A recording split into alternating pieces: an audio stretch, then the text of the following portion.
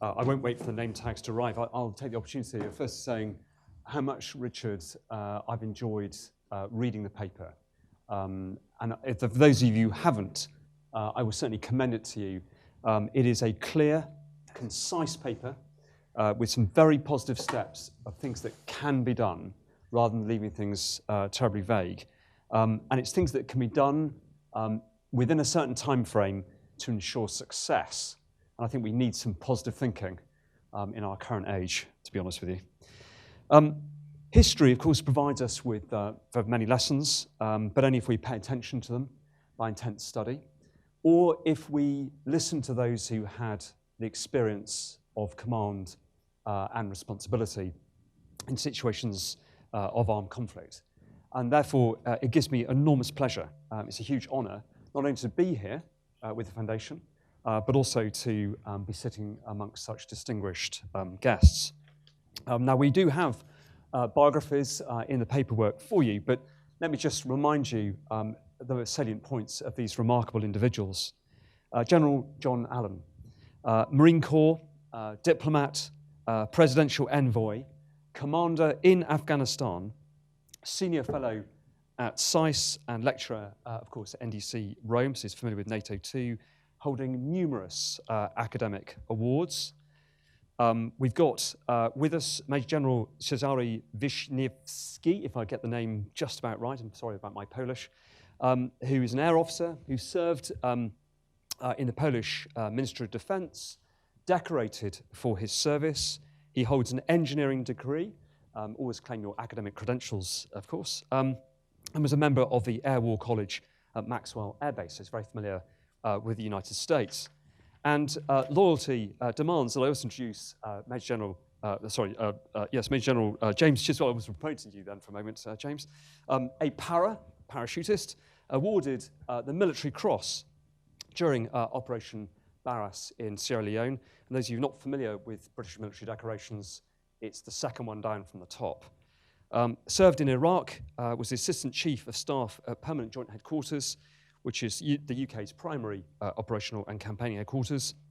Commanded 16th Air Assault Brigade, where I had the pleasure of supporting him only briefly as an academic, and has been commander of 1 armoured division, and then, of course, critically, director of UK Special Forces. He's awarded the Order of the Bath, and those of you who are not familiar with that, that makes him one of the Queen's most favoured individuals. You're up there with Meghan Markle. I must. Rich wrote. I would point out that Rich wrote my biography. I don't normally refer to the Order of the Bath. Well, absolutely, but claim credit where it's due. Now, what we are doing with this conversation, we're going to start from a couple of assumptions. The first, of course, is that the conflict, in a sense, has already begun. Professor Tony Echevarria, a very good friend of mine at the US Army War College, I once asked him the question, what will the next major war look like? And he said to me, after a thought, how will you know when you're in one? And I think that's a very profound question, a very profound answer, rather, that he gave us. We're assuming this is the military element of any armed conflict that would develop over the Baltics. We're not dealing here with the economic questions, for example, the fact that we would send the ruble into free fall if any invasion was made of our NATO allies.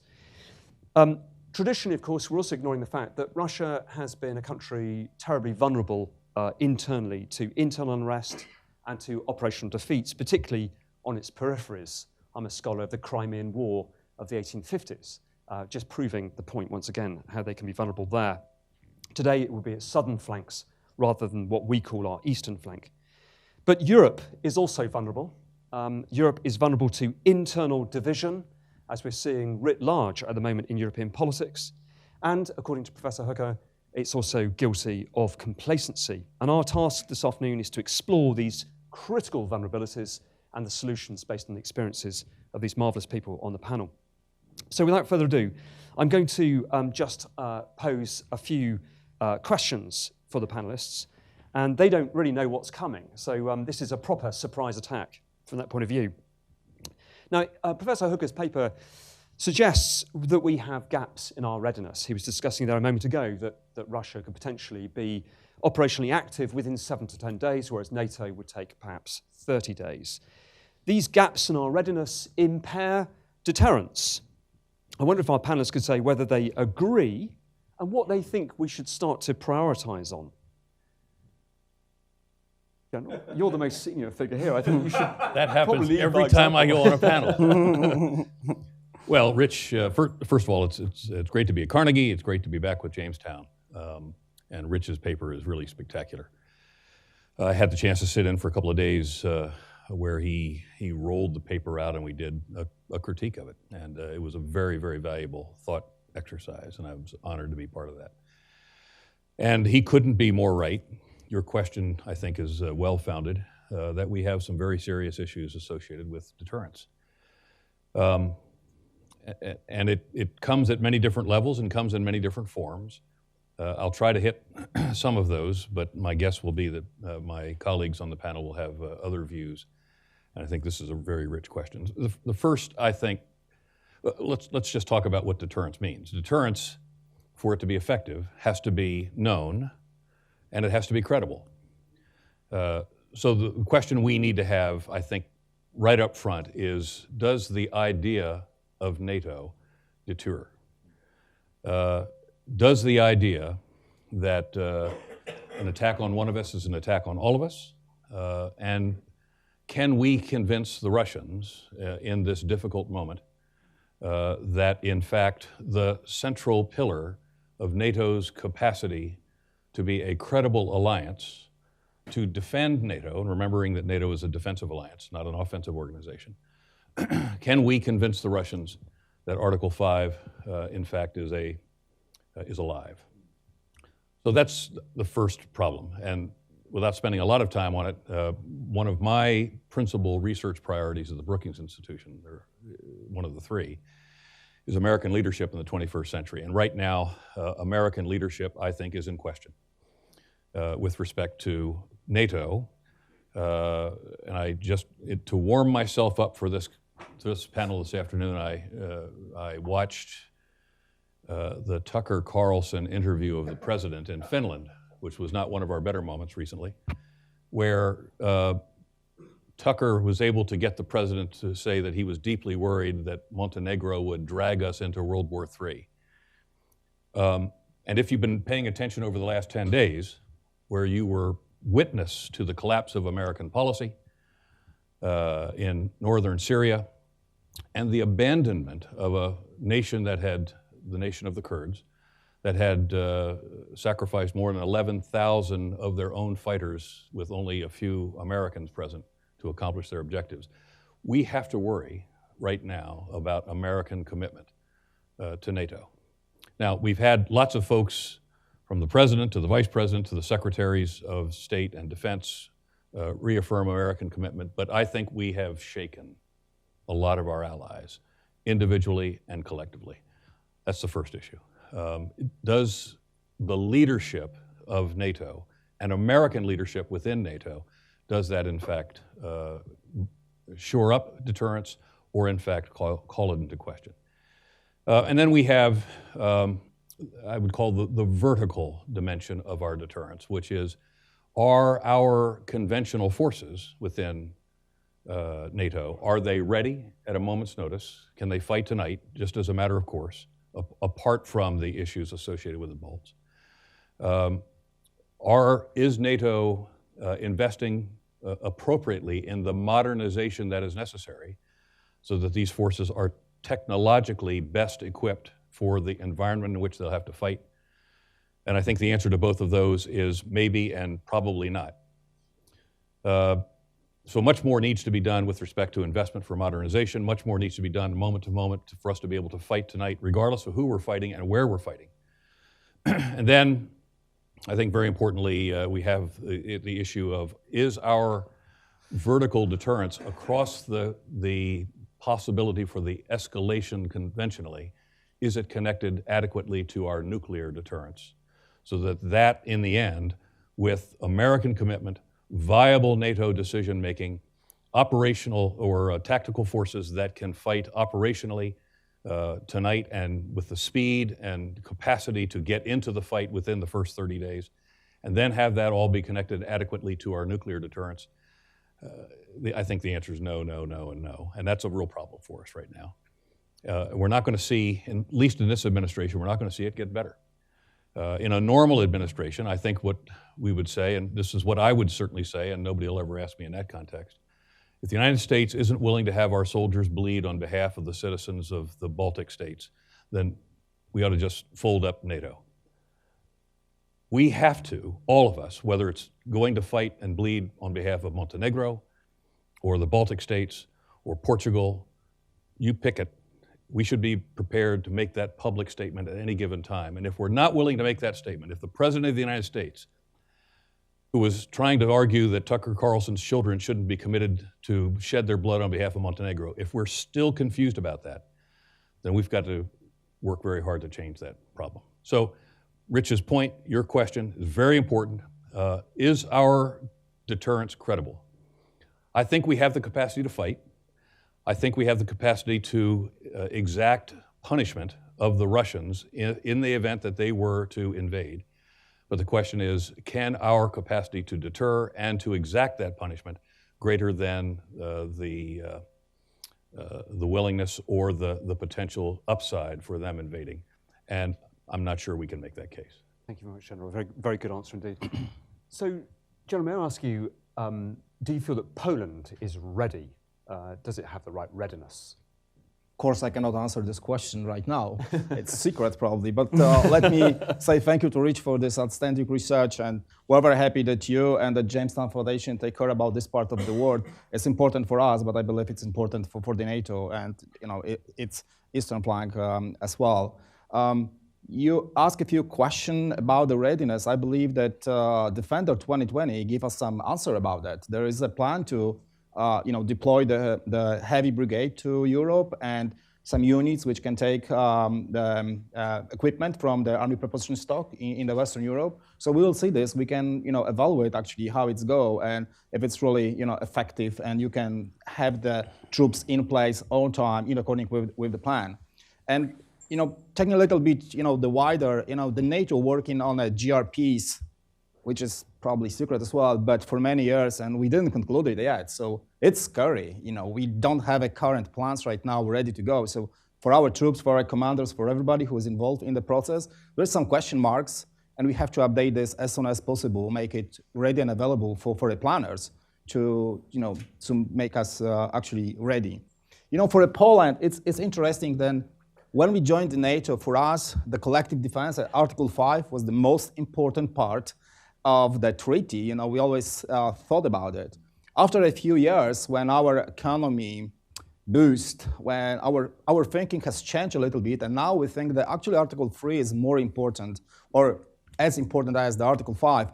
And we encourage everybody in the NATO, especially in the eastern flank, to think about that in that way, how we actually switched our approach and our position.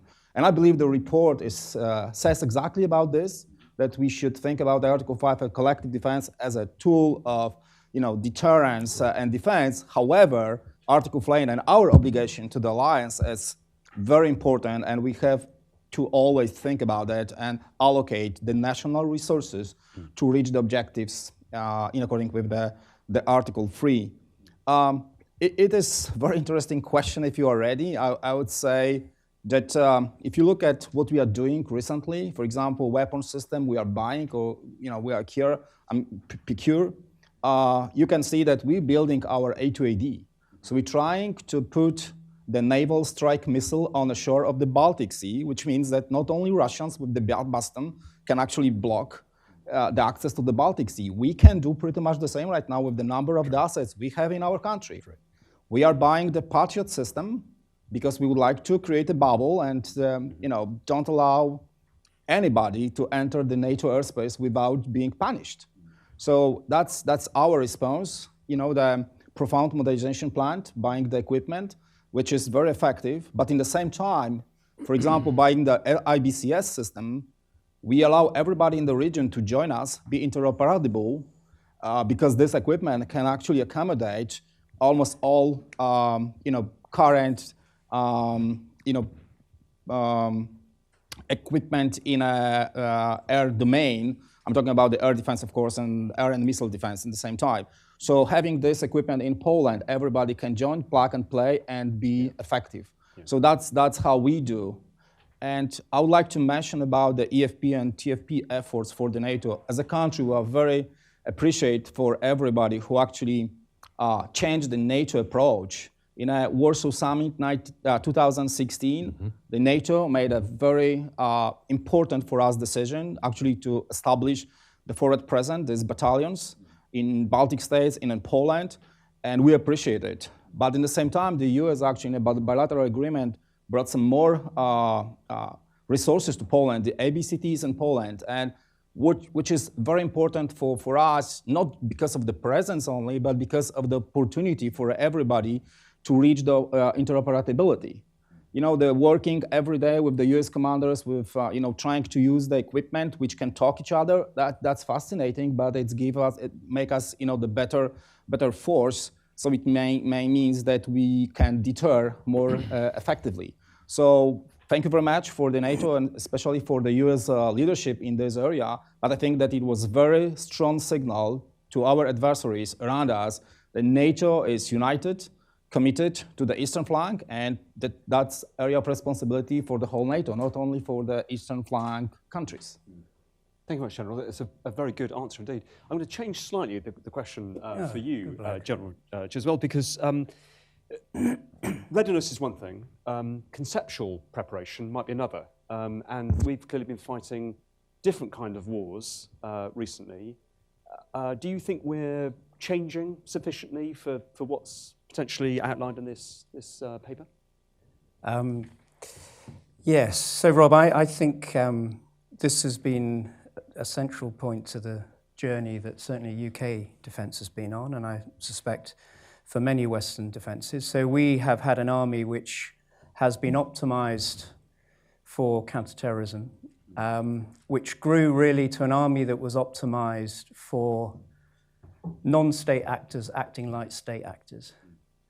So certainly competing, latter stages, Taliban, but certainly with ISIS, it felt that one was competing with nations. And one was increasingly seeing in that setting state actors acting like non-state actors. Had it for a long time, you see it with Iran for a long time, but increasingly Russia was popping up in all sorts of guises in all sorts of places. But the optic through which we viewed it really was within the regions that we were competing, I suppose, the Levant and the subcontinent.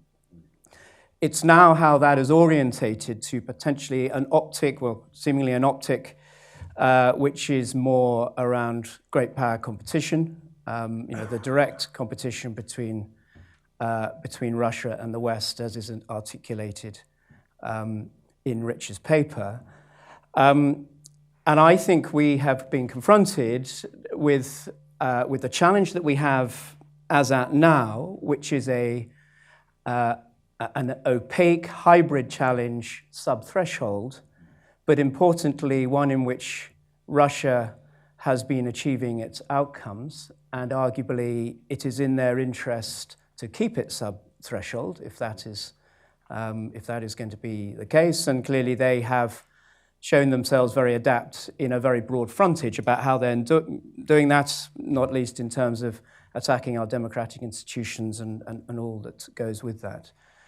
But there is, of course, the risk that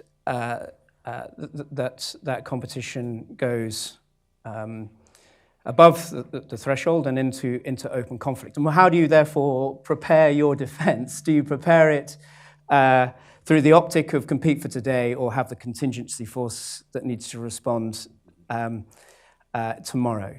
In my personal view, the issue of the day, I mean, if you bring it down into pure practical terms, that the sort of the currency is about subunits. How do you strengthen your subunits? How do you get all that 21st specialization down into the lowest level to be able to compete in that setting? Open conflict suggests that it's about much grander maneuver. Clearly, it's a continuum, and it's not a binary choice. I mean, that goes without saying. But when one has limited resources and limited time, through which optic do you seek to play that? British Army has put a great emphasis on re-establishing in fully 100% credible terms its armoured division capability. It is focused absolutely in terms of having that such that it is able to meet its readiness responsibilities that is faced, obviously, in the context of this paper.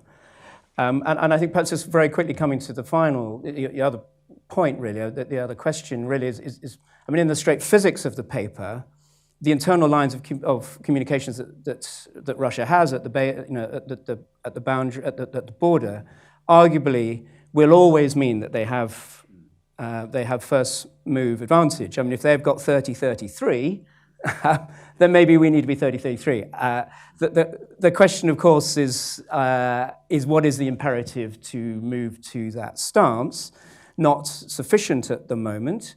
And it plays then presumably into deterrence. And in the question about solidarity, the UK is 100%, its blood is spilt with the Baltic States. We have a battalion in Estonia, and that is positioned there. People may be able to argue it is tokenism, but it's a very clear token. And in terms of the calculus that Russia would need to make, is that for us Article 5 is definitively invoked. The more difficult, perhaps, question is how do we know that all part of a Baltic state is not going to be stolen rather than fought through? How do we understand that in support of our allies? Yes, well, thank you very much. So, sorry, no, that's great. So we've got to come back to this question about buy and hold if we have time, because there's lots of issues there that arise from that. But what I want to do is just very quickly pose another set of questions really to our panelists. In the paper that Professor Hook has put together, there's a great emphasis on the fact that the lead element in defence, the strongest element, is the United States. I don't think anyone would question that at all. Of the European land power, I think the suggestions made in the paper is that Poland is perhaps next in line, with France and Britain the only other two countries with the same kind of level of capability and indeed willpower to actually orchestrate or fight these kind of engagements. Now, of course, Britain and France are also distracted to some extent by out-of-area operations. They have an interest and they are postured for things to happen outside of Europe. Now, there is, though, a lot of combat power in Europe. I've just been to the Land Command conference, and there are 7 corps in theory that could be potentially mobilised and used across the European continent. But the problem is command and control. One of the things the paper identifies is this issue of command, which is scattered or distributed. And one of the suggestions made in the paper is that we should consider a US 4-star command under, I think, US Army Europe, if I remember right, Richard, if that's the way it was put, Seventh Army, to orchestrate this combat power rather than the scattered headquarters we have, which are a legacy or a relic from the past. I just wondered, now you're all generals, right? So there's a good opportunity here for us to talk about command and control, consolidation and command. General Allen, may I ask you, first of all, Sure. What's your advice about command and control for this kind of defense, this kind of scenario? Well, we have 2 issues here. We have one is, do we at the current moment in NATO, do we accept whether that command and control is sufficiently viable on short notice to command and control the arrival of forces, the forward movement of forces, and the commitment of those forces into combat? That is hugely complex. And headquarters that are distributed all around the theater that are not routinely exercised and are not manned to full capability, and perhaps not even equipped to their full potential, I think we would need to give very serious consideration as to whether that's a viable command and control process. Mm-hmm. I've got a little experience with expeditionary command and control, which means that the lead, preeminent, or predominant force going in ought to have command and control. That doesn't mean it has to have it forever, but if we're going to commit large-scale land forces into a heads-up battle against the Russians, we cannot permit our command and control to be dissipated across the landscape and try to get it organized in contact with the enemy in what will almost invariably be a high-intensity, high-maneuver battle. So the lead elements, the lead expeditionary forces coming in to reinforce the Baltic States, to come in to fight alongside the Polish forces, and you didn't say it, but I wanted to say it on behalf of you. Thank God for Poland right now, and its readiness and its willingness to stand up and do its job and do its duty within the NATO structure. Thank God for Poland. But as American forces and British forces and French forces begin to close into the objective area, my sense, and I think Rich said it very well in the paper, we ought to have the U.S. Be leading the command and control, both in the context of who the leader is and the electronics associated with the process, because we can work through the interoperability very quickly. Almost any other solution or any other configuration, I think, will take too long, and we can't afford to be cobbling this together under fire in a high-power maneuver contest. Excellent answer. Thank you, sir. Yeah. So first of all, I think that we appreciate the NATO as the only one alliance across the world has a standing C2, ready in a peacetime.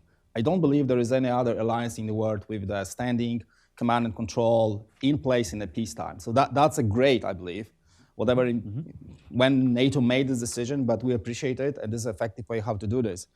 And I shared the views with the general about the quality of this, and I believe the Secretary Mattis, when in office, one time he said there is so many staffs which pretend to be a headquarters commanding element, but they are not really.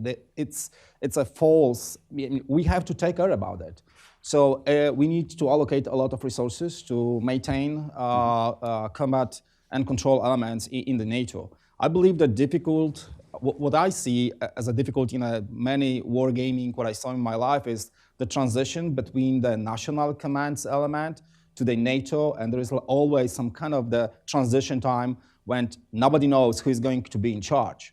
Even though right now we discuss about the role of Brunson and war of the core and divisions, it's a lot of question marks, and I believe the NATO adaptation process for a command and control should be still on place. We should put efforts, to figure it out how it's supposed to be created to be effective in the future. So we have a lot of C2 elements, and I believe the reports mention about many of them. And recently in Poland, the division headquarters pop up because of the EFPs. This is nice. Well, we allocate a lot of money to make this division level headquarters effective and ready to go tonight. But it is a process, and we have to work very careful about how this network should look like and how it should operate in a wartime or a crisis time. So it's ongoing process, I believe, and we have to pay attention on that. Thank you very much, General. So command and control, running a headquarters, what's the optimum for you, General James?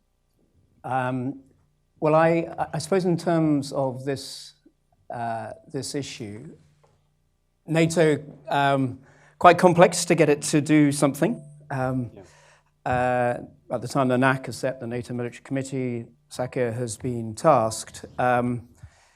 It would seem to me it's unlikely that's going to happen in the time frame that the paper suggests. And I'd offer, perhaps in support of where General Allen was, that presumably a response would initially be a coalition of the willing led by COMUCOM, Sakir with his American in his American hat. The war would be fought in that context, and he would transition to being a pure NATO commander as Sakir, as those strategic parameters of NATO would allow. And I think that is accepted sort of view of how this would play. I was always a bit too junior really to understand all that senior level, but I think that sort of swing of COMUCOM to Sakir. Excellent. So I'm going to ask another slightly more specific question. I'm going to get a little bit into the weeds here about this, because in the paper there is a suggestion that Russian forces, if there ever was a fight, could be slowed, attrited, and particularly held outside of, or even on the edges of, the big urban centres of the Baltic republics. Whereas the assumption within the paper is that Kaliningrad would have to be neutralised by a variety of means, but potentially some sort of NATO counteroffensive to retake this urban centre. Now, this suggests that urban warfare is going to be as significant, therefore, as a game changer and outcome of the campaign as just the air battle or the land manoeuvre elements, or indeed the maritime control of the Baltic Sea. So I wonder if I can ask our officers to reflect on the reduction of Kaliningrad, the urban battle that of course, airborne people are particularly focused on, particularly from British tradition. The air battle, perhaps over Kaliningrad, and its destruction, reduction. Is this could be even a task for the US Marine Corps to think about? I mean, again, Marines have an extraordinary, brilliant history of urban fighting. And if you, in your answers, perhaps you might want to think also about what recent urban warfare has taught us, perhaps Mosul or observations of Aleppo, or indeed going back to Fallujah in 2004. So I just wondered if you could offer your reflections on the urban fight, what it's like, the difficulties, the challenges, and whether this is indeed the game changer moment of the campaign as we conceive it in this paper. Well, I'll start. I have a good bit of experience in two places, Fallujah and Ramadi, which were block built-up cities. And I will simply tell you what I think almost any infantry or combat arms officer would tell you, and that is do all you can to keep from having to fight in an urban environment. The casualties are high. The infrastructure destruction and damage is extensive. The likelihood of the death and the injury of innocent civilians will be high. Forces are just consumed in an urban environment. And very large formations can find themselves tied down, and their capacity to maneuver is very limited inside an urban environment. And there are others in this room who could tell me with greater authority as to how well we judge our NATO capacity to fight in an urban environment. But I will simply tell you that I was with forces that were as good as they could be in that environment, and it is as hard to fight in an urban environment as any that you can imagine. And if we're smart about this, we don't want to have to do this. We want to try to keep them out of the cities as long as we possibly can, which goes back to Rich's point about not just working as much as we possibly can now to give the Baltic States the organizational and warfighting capabilities that presents a deterrent effect in and of itself. But I also spent a lot of time up on the DMZ in Korea, where the ground for generations has been prepared in very special ways so that from the border back, you're going to pay a price for every inch you try to take. And by preparing the ground, by organizing the forces, the indigenous forces in the Baltics, by ensuring that the follow-on forces for reinforcement, NATO forces that are there who are equipped to fight, the follow-on forces for reinforcement can get there quickly.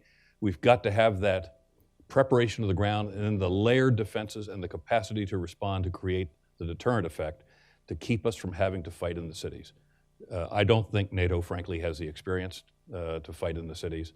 We don't want to do that if we can avoid it.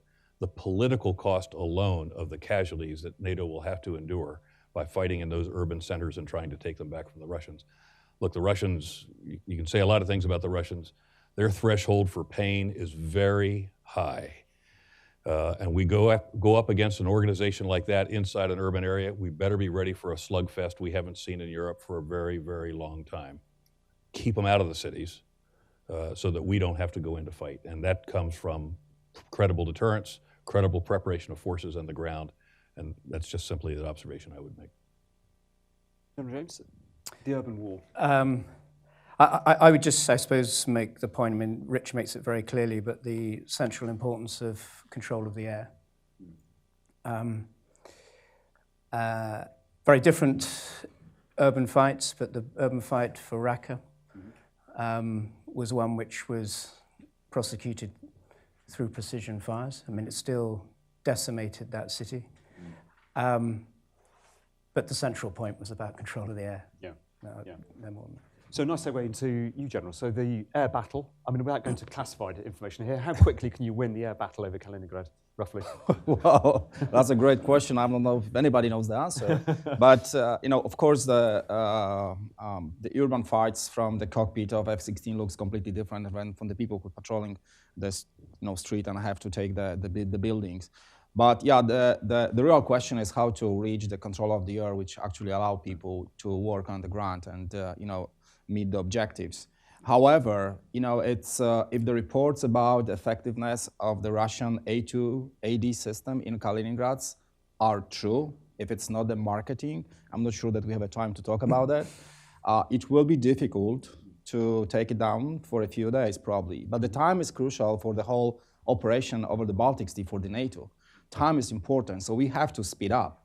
And probably the NATO commanders have to make a decision if we're fighting in the air or we're trying to put the A2AD down on the ground and allow Air Force to do the mission supporting the troops in the Baltic States. Yeah. So it's a difficult question. I don't know the answer. I'm not an expert.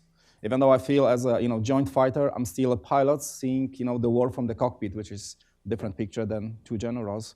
Talk about that in a second or minutes ago. I have another extending question. Thank you very much for your answers, which is the final question, I think, because we're running a bit low on time. So this have to be a brief question and brief answers. In the paper, there is a suggestion that the campaign is likely to be limited. If there ever was a fight over the Baltics, it would not be in either belligerent's interest to see it extended into different areas, although we couldn't be absolutely certain of that. Clearly, the air environment is not limited to the territorial space over which it flies. The cyber environment is not limited by any territorial space at all. And there, of course, always are new fronts, new domains to consider in any action. Now, if we were to imagine for a moment that eponymous British military theorist Basil Liddell Hart's injunction, the only reason for fighting a war is to achieve a better peace, would any of you on the panel, if you were in a position of the greatest responsibility, Saka or above, if you like, extend the war in greater depth or on other fronts in your conception of victory, and what would your conception of victory look like? I hope that's not too mad a question. Well, I would be very, very careful of horizontal escalation. So I'll just leave it at that. We may have to cross into Belarusian, depending on where the origin of the forces come from, or Russian territory for operational and tactical gain, but not for territorial occupation. So I'd be very, very careful about horizontal escalation, because if it should be the stated goal of the coalition of the willing at the beginning, and then the North Atlantic Council thereafter should be the stated goal that for us, success in this campaign is the ejection of Russian forces into a status quo ante, that no single square centimeter of ground of the Baltic states is in the hands of the Russians in the aftermath of this campaign than before. We can have a conversation about what becomes of Kaliningrad, but I think that fits that entreaty as well, and that is that the end state that NATO should seek to achieve is that the Russians and whatever allies they bring along are completely ejected from the Baltic states. And if it's anything other than that, then I think we've already eroded the political will necessary to commit to the defense of our allies in that part of the NATO alliance. Excellent, thank you very much.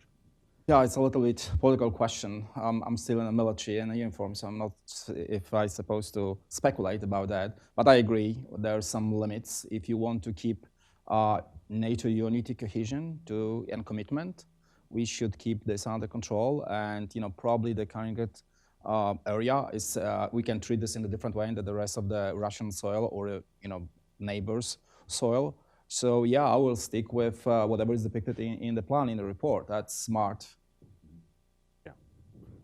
Well, I mean, history sort of suggests that these things take on their own life, so not easy to talk about imposing any sort of limitations. But and it's only a personal view.